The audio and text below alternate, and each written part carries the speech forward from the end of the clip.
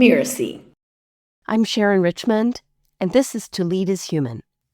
We're revisiting one of our most thought-provoking and popular episodes, featuring Arvind KC, the Chief People and Systems Officer at Roblox. When we first spoke over a year ago, KC posed some really thoughtful questions for leaders to consider. As we all think about how leadership might be changing as AI becomes more and more integrated in our daily work and the work of our teams. KC's background, blending deep technical expertise with leadership in people and systems, gives him a unique perspective. He describes his own golden quadrant of effective leadership, where he can leverage technology usage while leading with empathy and a strong service mindset. One thing I appreciated was KC's description of how we are kind of in a third wave of how technology might impact leadership. And he described initial technological advancements like spreadsheets, first amplifying the individual, and then with the many collaboration tools developed, technologically driven, to amplifying the team's performance, and now entering a third phase, which he describes as amplification of a mixed team, where humans work alongside machines and AI agents. KC sees the ability to successfully include these machines as key to the team's success in this new environment. Listen carefully as KC challenges us to look at this future and re-ask fundamental questions. Given the crazy fast speed of AI evolution, how do we stay current as leaders?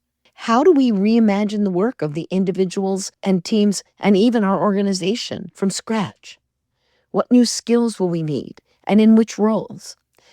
And critically, how to responsibly address the new ethical, safety, and civility challenges that AI kicks into the forefront.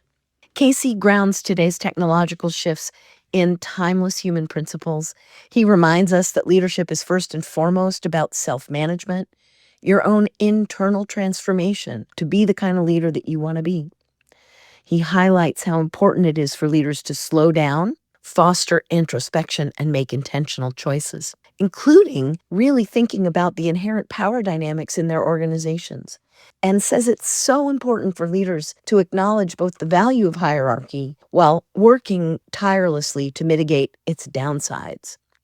And last, KC believes that leading well requires us to understand what is most human about us, connecting with other people, unlocking their potential, and acting from a place of love, service, and mastery, thus anchoring the importance of leading effectively and humanely in our increasingly AI-augmented world.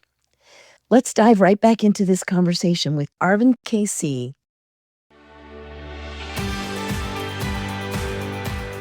People talk about what are the external things I need to do to be a good leader, but I think that's the wrong question. The right question is, what's the internal transformation that you want to achieve in life? And when you pursue the journey of that internal transformation, you automatically become a better leader. I'm Sharon Richmond, and this is To Lead is Human. For more than 30 years, I've run a business called Leading Large. I help C-level executives up-level their impact, clarifying priorities, energizing their organizations, and building cultures of accountability and respect. My guest on the show today is Arvind KC. He's the Chief People and Systems Officer of Roblox, a platform that allows people to create virtual, immersive experiences to come together in play, work, learning, creation, and connection. As you listen today, notice KC's perspective on minimizing the negative impact of the natural power differentials in your organization. And you may even want to take notes when we get to talking about how leadership will need to change as we more fully embrace an AI-augmented world. Welcome, KC. I'm so excited to have you on the show. Thank you for having me, Sharon. I'm really excited to be here with you. Thank you. So I did give a quick overview of your leadership journey to our listeners, but maybe we start out by building out on this a little bit more, and maybe you can think about how would you describe your leadership trajectory from beginning to today? I started off as an engineer building supply chain solutions. And over time, I just started inheriting teams because I just was better at that particular craft of building specific supply chain products than others who were newer to the profession. And it took me a while to realize that I was given the job of leading people, not because I was good at leading people. I was given the job because I was technical. And I hence made quite a few of the mistakes and soon neither lost my technical edge and wasn't a good leader either. And that's when I realized that the path to leadership is a very deliberate path, just like the path to learning any technology is. And you have to think of it as a craft that you learn constantly. Any craft you learn by surrounding yourselves with people who are good at that craft, by reading a lot, and by getting feedback. And so that's been my journey as my teams have, started off from a handful to close to 1,000.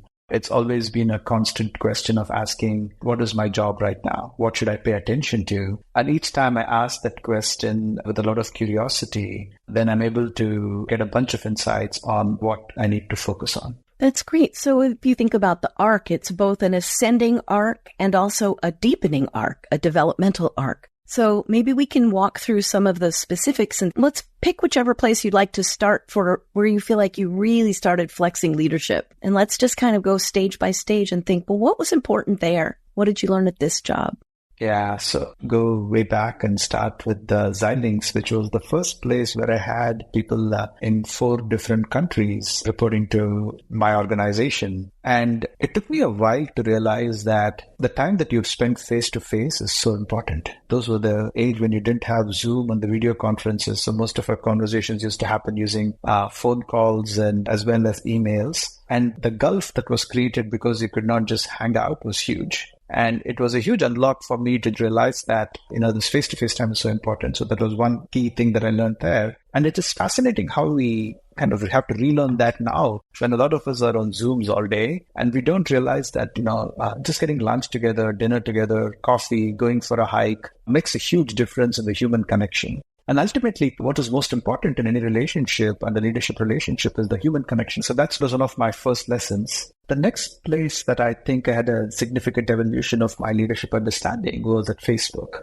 I think few things that were important as part of that learning. First is it was before Facebook was a public company. So the growth that Facebook was going through was just fascinating. And I realized the importance of being able to hire before the demand hits you, because I felt that for the first couple of years at Facebook, I was always catching up. Maybe for the entire time at Facebook, I was catching up. And the importance of prioritizing, hiring, and getting the right hires was a key lesson for me. So as a leader, I usually the question to ask yourself is, do you have the team for tomorrow right now? And if you don't have the team for tomorrow, then you are going to be at a significant disadvantage tomorrow. So that was a critical lesson. The second lesson that I learned at Facebook was how important culture is, right? And I define culture as what do people do when you don't tell them what to do? And that to me is the definition that has resonated the most. And Facebook was very active in fostering a culture of, speed, a culture of innovation, a culture of attention to outcomes.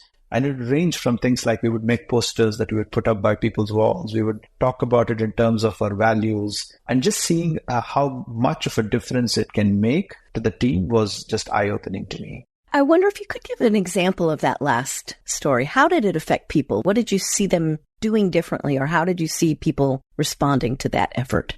Yeah. On the culture bit, one value that Facebook held very dearly was fail fast. And it was just a way to say, move and try and don't be stuck like a deer in front of headlights. And the way they would embrace that is in the weekly all hands, we would talk openly about failures. And the failures were talked not as a punishment, but really as wow, that's cool. We tried this, we failed it. This is what we learned, right? So this failure is the conduit for learning was just a fun thing. And I didn't know then about this notion of psychological safety, but what I saw it create was this enormous psychological safety where people were willing to be bold and willing to take risks, right? And I think I realize even now that people artificially create boundaries for them that are, self-imposed. And you frequently, as a leader, need to break these boundaries and say, don't be afraid, try something more. And if it fails, we got a net.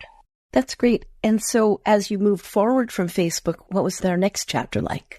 I loved my time at Facebook. I didn't think that I would leave Facebook. I was fortunate to talk to some of the early people at Palantir, fascinating company, very different from Facebook. The thing that I loved about Palantir, maybe a couple of things. One is extremely mission-oriented, right? The people are so bought into the mission and the positive impact that Palantir had on the world that it was just a bunch of extremely hardworking people, primarily driven by mission and meaning. Right? So that was my key lesson, is like how important meaning is to unlock greatness with people, right? So that was one aspect of it. The second thing in Palantir, which I found fascinating, which I've seen very few Valley companies do, is you are not limited by a role or a level to try something very different. So you could be really young and the company had a system where you would be given like outstanding opportunities. And it is just fascinating to see how people who are not shackled by experience just be bold and try some very different things. So I thought like Palantir is the company where they truly cultivated an artist colony, where people were completely respected for the strengths that they bring into the table and given like outstanding opportunities. And if they succeeded, you got more of that.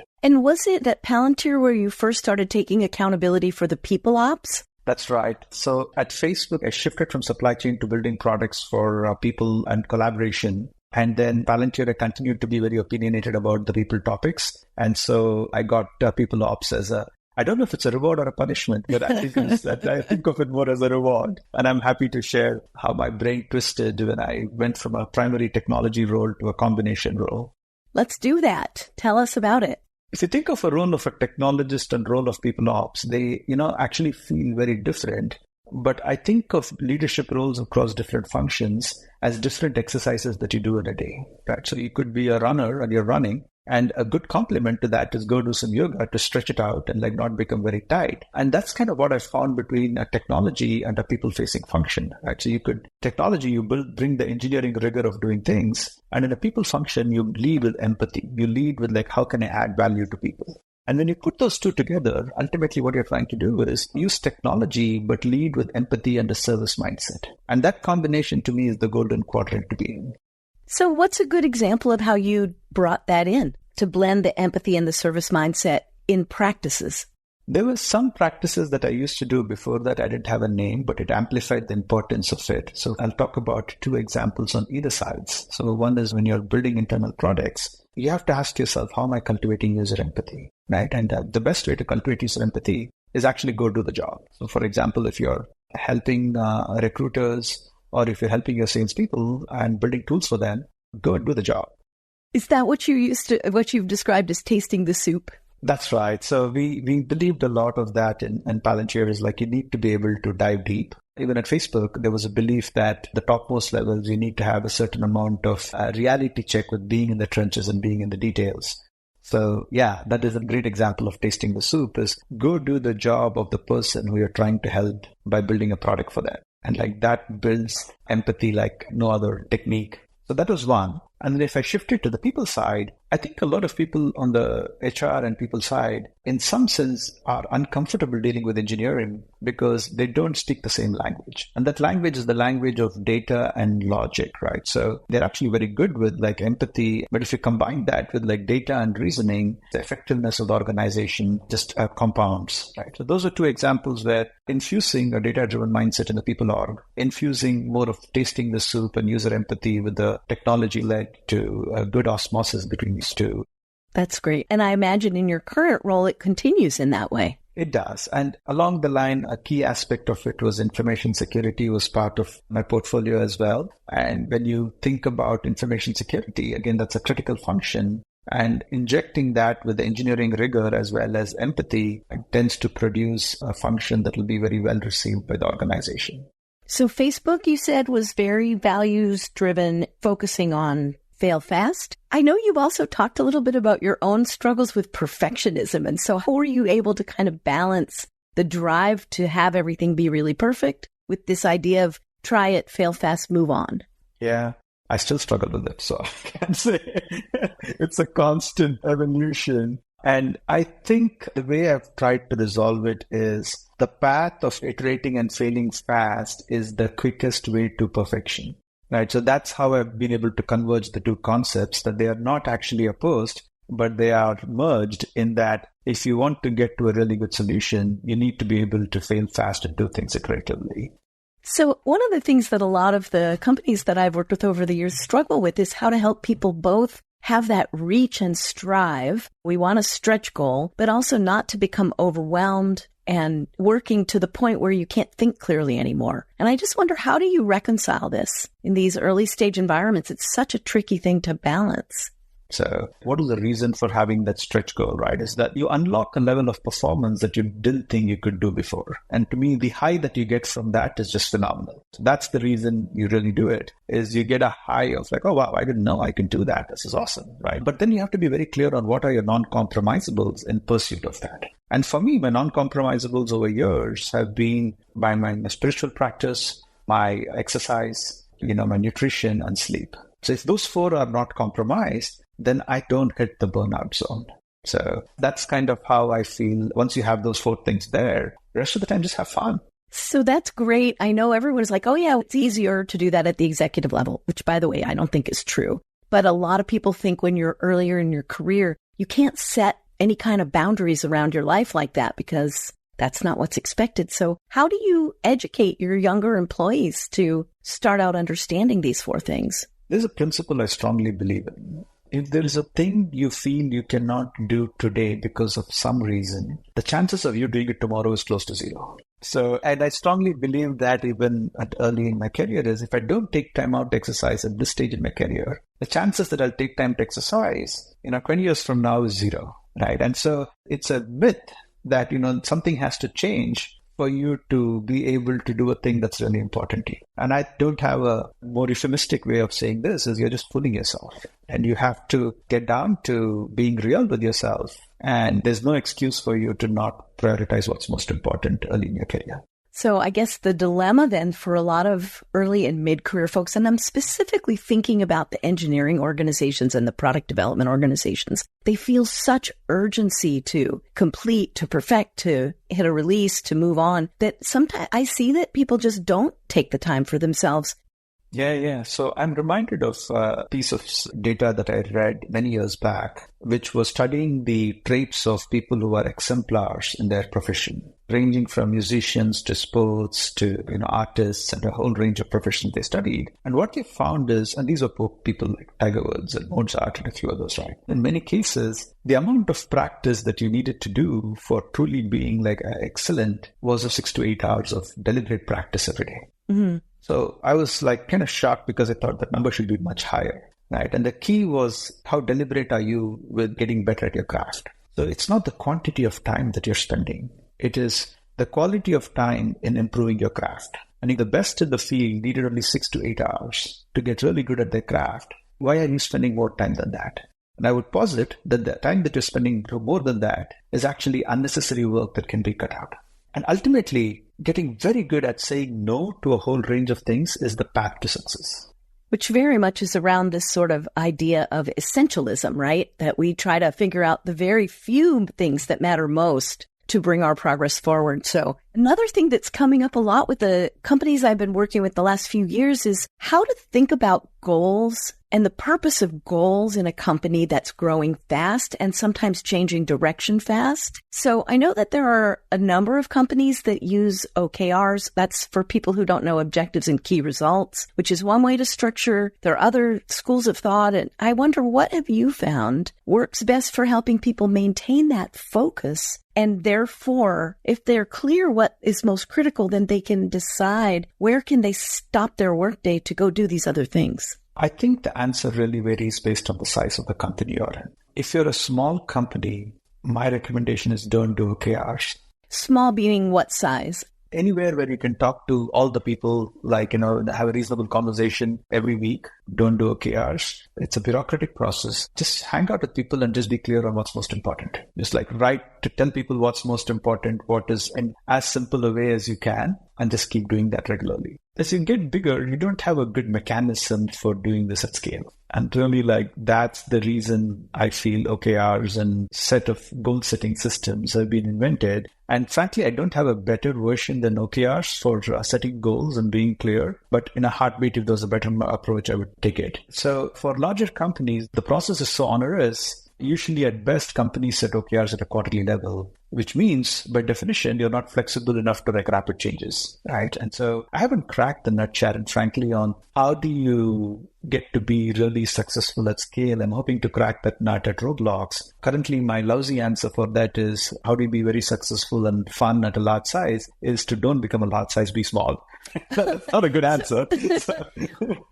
It maybe isn't a good answer, but I remember reading some research, actually a number of studies that said once a company or an organization gets larger than 100, 120 people, it really can't function effectively because that is the size of a human community that can connect and work together. And so in a way, I almost think of larger companies as a collection of smaller organizations. And in that case, then it's around how do the organizations align to a common strategy? And do we know what it looks like when we get there? So we are very passionate in Roblox about trying to answer this. So of course, we are larger than that size. I think there's a lot of truth to what you're saying. What we're trying to understand is how can you be a good community of communities? And the way we are doing that is we think deeply about a recursive structure across the organization. So we're organized into 8 groups, and then those groups under them have teams, and under the teams you have pods. And when you get to a pod, you're talking about like a dozen people or so who can work exceptionally well. We're hoping that within this recursive structure is a way that we would unlock and be like a very cool large company. We are at 2,500, which is still not the scale of a 100,000 person company. But one thing we think a lot about is how do we take the long view and establish primitives and foundation muscles that will stay true when we grow from 2,500 to 10,000 to 100,000. This is our approach to it, is very actively thinking about we don't want to be the sucky large company. We want to be the large company that thrives. And how do we get those muscles in place now? And so what are those foundational capabilities that you're building in now? And how are you doing that? So the team is typically about multiple pods, and we have a definition of what a well-run pod looks like. And it's not too hard. Clear goals, accountable to metrics, thriving people, and then like you share your progress towards your vision on some regular basis. So there is some routines for that as a team. And then those things just defined crisply for all sizes, a size of 12, a size of 100, and a size of few hundred, and eventually a size of a few thousand. And we're constantly iterating on that. Every group, we do an end of quarter review as if the group leads themselves are the CEOs of that. And that's what we believe in. And we post the review, spend a fair amount of time in debriefing and say, how can we do that better? Right. So we are constantly thinking about routines for community of communities and how can you execute that, learn from it, and then evolve it. So that's some of the foundational muscles we're building. So just like maybe over the last 6 to 12 months, what's something that you've learned that you're moving toward in that way? Yeah, so we're constantly thinking about what is right in terms of OKRs. Do we be at an OKR level, or do we go to a level below where it becomes a little bit more real to people and connecting it to their work? So that's one area where we had some evolution in our thinking. We've also been evolving the metrics that we want to hold accountable at the company level, group level, team level, pod level. So creating visibility for that has been another area that we've made fair amount of progress in. And UQs is another example. The end of quarter reviews that we do, we spend a fair amount of time thinking through the content that will be most useful for the adjacent communities, the content that will be most useful for the presenting community or group itself. So those are a few things that we have made progress on. Of course, we believe in like making all of this systematic. That's why I have the role of people and systems. So we're building a range of tools to make it easier for people. Yeah, that makes a lot of sense. Well, at some point, if you're willing to show them, I'd love to see them. My desire is to open source it. So I believe that things get better when you share it. Like there is nothing that we do which we think we cannot share it with the world. So it's just a question of prioritizing and making time for doing that. Absolutely. And when you're fast growing, of course, that has to be the priority, is the foundation that can support that fast growth. Maybe I'm taking this on a tangent, but the thing that in the spirit of the openness and transparency, the thing that I've seen different about companies is not the ability to come up with an idea. It's the ability to execute that idea. So I absolutely think that you need to have a very good idea and then you need to execute it. And if you have a very good idea, the only way to make that idea better is to share it with everyone so they can give you feedback on it. Because we're never ever going to win with the strength of our ideas. We're going to win with a combination of that idea and execution. Yeah, that's really right. So you have a different seat than I have, and then a lot of our leaders, having been in evolution of tech for a while. What do you see forthcoming around how evolutions in technology, maybe aspects of generative AI or other kinds of machine learning, how does this affect leadership? How does this affect your leadership, or how might it affect our collective leadership over the next 3 to 5 years? Maybe I'll share a model that I've been playing with, right, in mind, and then use that to think about how does it change leadership, right? So I think in the beginning of the initial era of tech, you had a single person who was capable, and you really amplified the capability of that person by giving them a piece of technology. I think of that as the amplification of the individual phase. Now, in the second phase, which was both internet and mobile are aspects of that phase, is what you did is you made it a lot easier for people to communicate and collaborate with each other, right? Good video conferences, things like Google Workspace, your Slack, a bunch of things just help people to get work done well as teams. I remember early engineering, it was super hard to collaboratively code. And now when you use GitHub and so on, it's just a lot easier to do it, right? So I think of the second phase as amplification of the team. I think we are at a third phase right now, which is an amplification of a mixed team. And what I mean by that is this team is no longer just humans. It is a combination of humans and machines, right? So now what you have is, like when I was talking to somebody who was starting a company and jokingly said, my co-founder is GitHub Copilot because that writes half the code, right? So, and so you have to think about, and when you look at large language models and Gen AI, what's happening is this notion of agents, which will do a bunch of busy work for you in the background and amplify you. So the team is no longer you, it is you and a set of machines, and the ability to include these machines in the process is going to determine the success of your team. So think of the first era, leaders who recognize that tools like Excel are necessary to amplify individuals were the ones who were successful and who set conditions for that,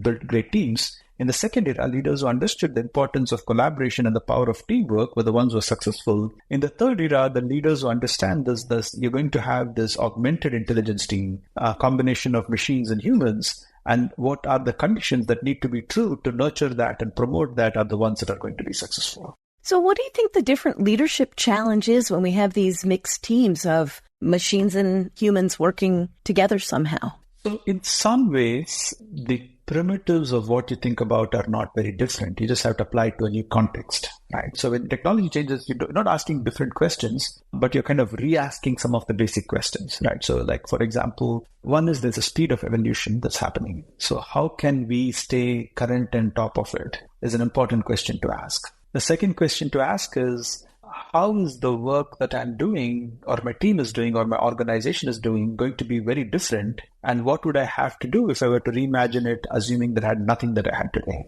So that's like a second question that you'd have to ask yourself. The third is, what kind of skills do you need, right, in the organization? The fourth is, what kind of new ethical, safety, civility challenges are being now brought into fore? And how do I prepare to be responsible in dealing with that? So like there's a fourth dimension. These are some sample questions, not exhaustive questions. But I think you got to ask, there is something that's changed in the environment. And you can't continue to operate the way you've been operating. So you got to go back and ask the questions to say, this is a new environment. How do I deal with this environment? What are my 10 basic questions that I want to ask? And do I have good answers to these 10 basic questions? That is how I think you can be ready and prepare for this change. I'm curious, have you talked with Dart Lindsley at all about the inverted organization and the two-sided market of employees? This has been many years ago. I haven't spoken to Dart lately. Well, it just made me think what you were saying, because what he's been doing a lot of thinking and talking about, viewing employment as a two-sided market and shifting the way that we view the employer-employee relationship to be more similar to the company-customer relationship, that we are selling, if you will, a job to a person, and the job is the product. And he's really thinking a lot about how to rethink the way we design jobs, similar to how we design products. And there was something that you just said that brought that to my mind.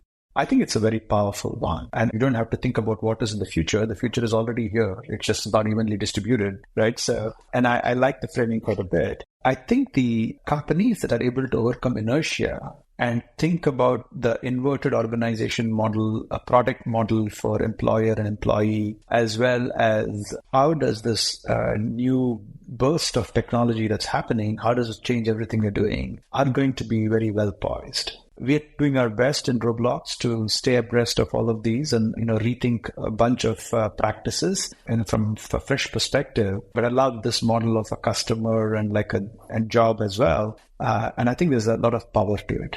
Maybe one other additional thought to it is we've always in the enterprises been very enamored by the sports metaphor, where you're actually contracting the person for a very clearly defined set of skills for a period of time. And then you're never employed for life and you go, and then you have to be very relevant to get renewing your contracts. You're kind of drawn to the model, but there are practical implications of doing it at its scale because people want like a sort of certainty, and it's very disruptive for a single company to try and do it as opposed to the ecosystem to do it. I suspect we may run into some of those challenges in this product model. That's very interesting.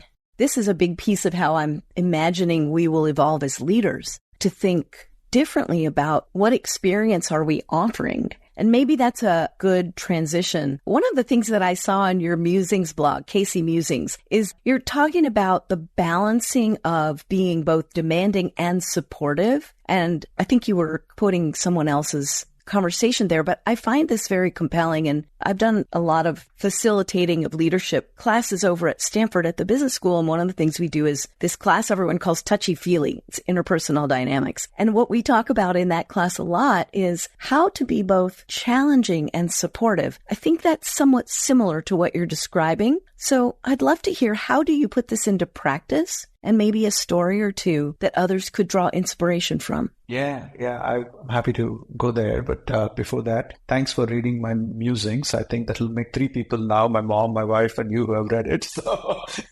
So I'm happy to increase the total number of people who have read it by 33%. So. Look at that.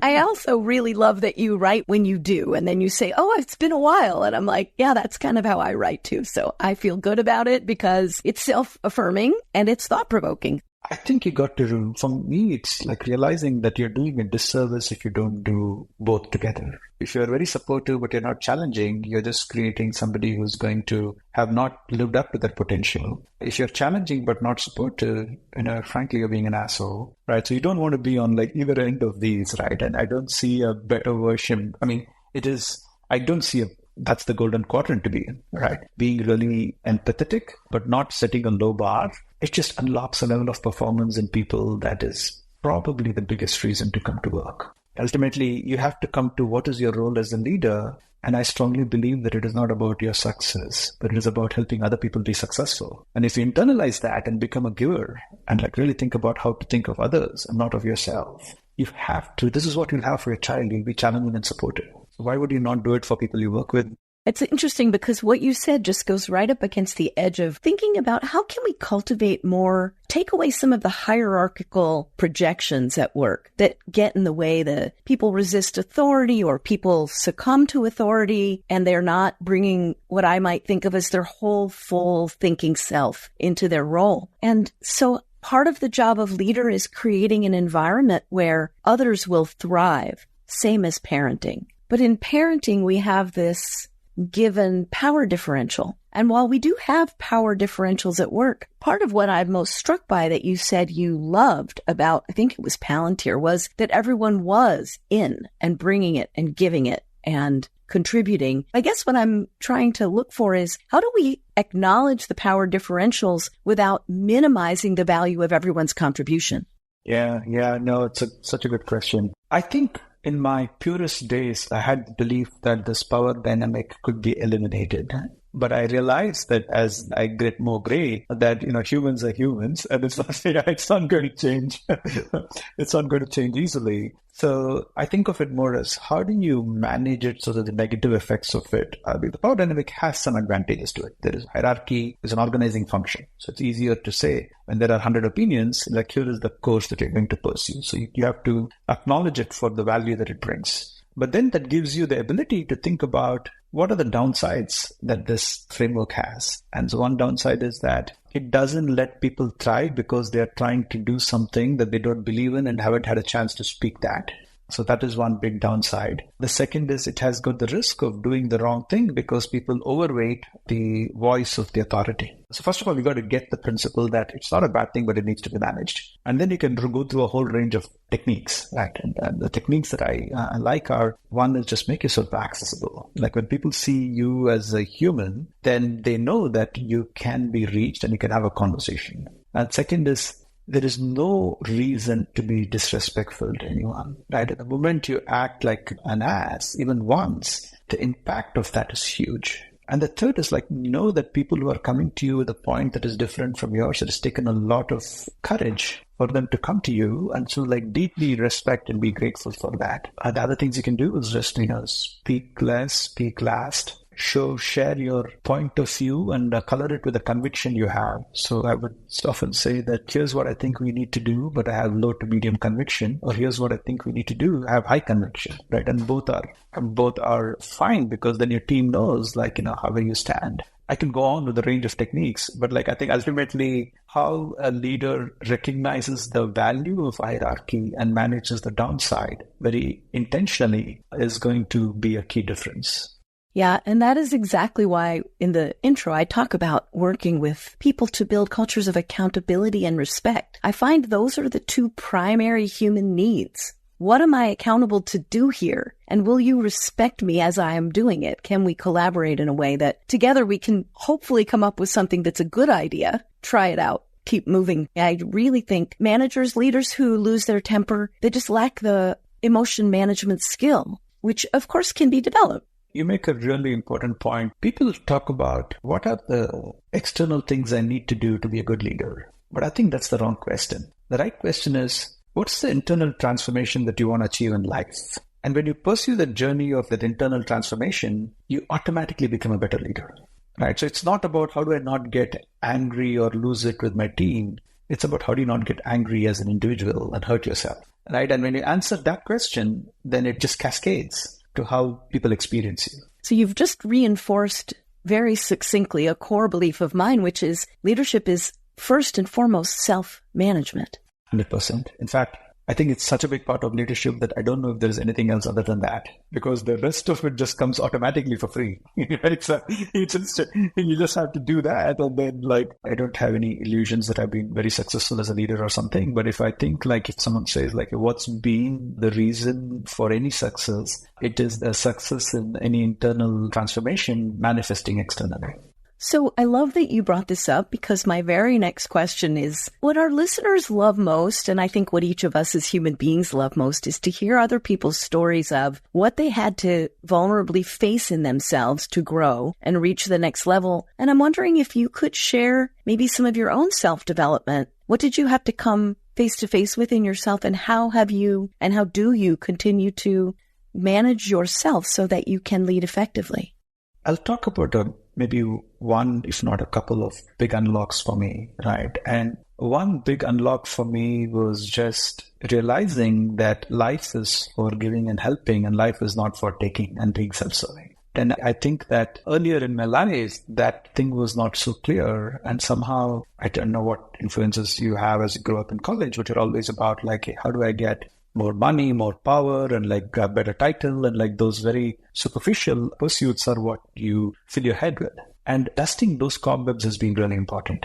That life is not about pursuit of money. It's not about pursuit of some form of power. It's not about pursuit of some form of fame. All of them are very hollow, and they leave you. It's like drinking seawater. It makes you more thirsty, and it makes you sick. But instead, when you frame it as life is for connecting with other humans, helping them and for serving them, and going through your own internal process of mastery, I think that to me was a big unlock. I cannot say transition from that, because it's a journey. We are all always being made. But the more I work on that as a core message, I think that helps significantly. Another aspect of it is you really want to come to terms with how much you want to be driven by your ego. Right. And is that a helpful thing or a harmful thing? And I find that when I was ego-driven in life, I shouldn't say it when I am ego-driven in life, because I always go through phases, just the duration of that phase, hopefully in my life, is decreasing. But when you're ego-driven, I don't think you generate good outcomes. I mean, you may generate outcomes, but I don't think they're good long-range outcomes that are helpful for all. How does someone recognize when they're being more driven by ego, and what's the alternative?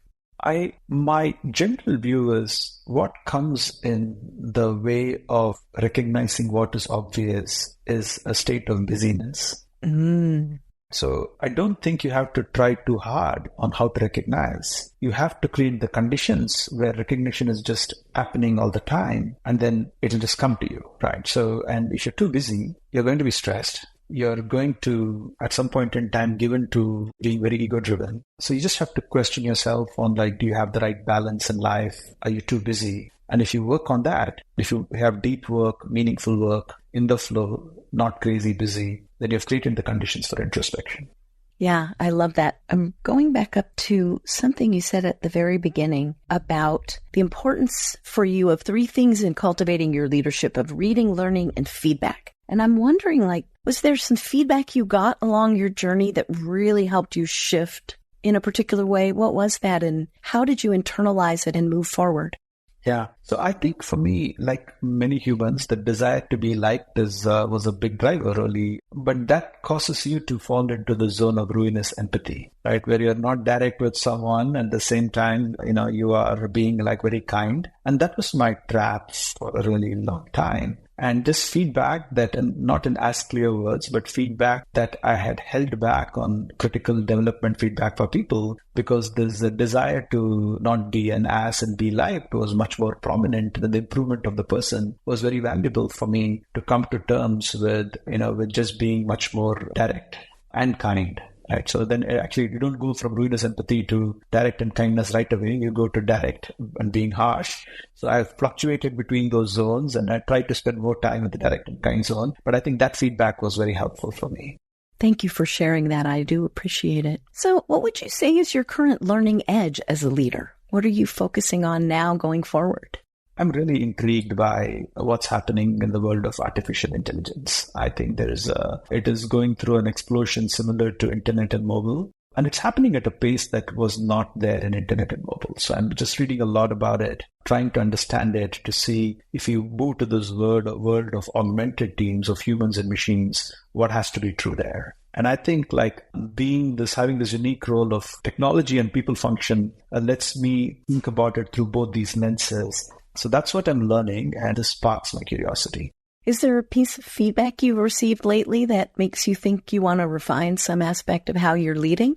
I think one feedback I often get is that there are too many things in my plate and don't spend the amount of time that people need with them. I think there's definitely truth to it. And there is of course, a flaw that I have, which is when I think of the 4 things that are important to me in my life, once I get that done, I just spend all of my remaining time working, right? And which is a little counter to some of my beliefs, but I've not been able to come to terms with it and get better at, focusing on the things that only you can do and delegate more. So that's an area that I'm working on. It's so great to hear you say that out loud. And I bet lots of listeners are like, oh, me too. Because that's one of the hardest things. And sometimes I like to offer a rubric, which is if you think someone can do what you're doing 80% as well, you should maybe delegate it. Yeah.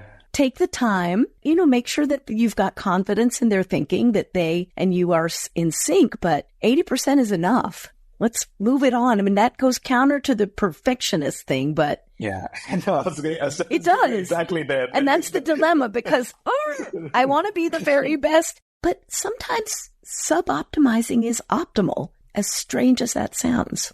I think there's a lot of truth to what you're saying. And I think as I reflect on some of the recent experiences, even though my belief was that it would be 80% as good, when I've actually let it go, it's been 120% of what I could do. And so it's maybe I should have done more of that, right? So that 80% is actually might be just your own illusion and myth. And I think the rule is very good in causing you to go towards that change, but the change may end up with outcome being better than what you could have done. What could possibly be better than that? A metric that exceeds your target. That's really a good thing. So yeah. Well, I've so enjoyed our conversation. I want to wrap with my classic. So the name of this podcast, the title is To Lead is Human. And I wonder, what does this mean to you when you think about it from a leader's point of view? I love the name of your podcast, by the way. Right. And I think the way I think about it is connecting to some of the discussions we had. You got to understand what is it that is most human about us. And that's really about connecting with people and unlocking their potential. And in that, a business outcome is satisfied. The more you don't have different personalities for work and non-work, and you're just like get your core philosophies right about what it is to be human. And as I said, for me, it's love and service and mastery. So those three things are the core things that resonate with me. You will just realize that there is such a beautiful application of that in the workplace. I have to share with you what those of you listening won't see it, but I'm holding up a little card that I keep on my desk from a poet named Spring Washam. Can you see it? That's exactly. Such a beautiful line. I am forever remembering that everything is here to teach me how to love. That's exactly right. I strongly believe in that. As do I. Well, I guess we're pretty much wrapping up. Do you have a piece of advice you'd offer to our listeners if they aspire to build these accountable, respectful human workplaces that are so exciting and successful to work at? Focus on like the inner transformation. Who do you want to be as a person in life? And let the beauty of that manifest. And, here's the clues to accelerate the journey. I believe that the purposes that all of us have is really not that different. And as I said, it's like some combination of love, service, and mastery. And the more it becomes your own answer, everything is just like absolutely wonderful after that. That's terrific. Well, thank you really from the bottom of my heart, KC, for being here today and talking with me about these extremely important concepts about how we bring people along in the workplace, how we show up as leaders, how we cultivate environments for success. I imagine lots of people are going to want to know how to keep track of you or find out what you're up to. So, of course, I did pitch your Substack already, but why don't you go ahead and tell people where they can find you? You can ping me on LinkedIn. I try to respond to anything which is a genuine connection, though it may be delayed in it. I write on LinkedIn about topics that are more technical, that are interesting to me, or topics around leadership. And as far as my thoughts and evolution, I write it in the KC Musings blog on Substack. So thank you for having a really wonderful conversation. Wonderful. Thank you so much. Please stay with us for a moment, and I'll share some takeaways from my conversation with KC and a coaching tip that will help you uplevel your own leadership starting right away.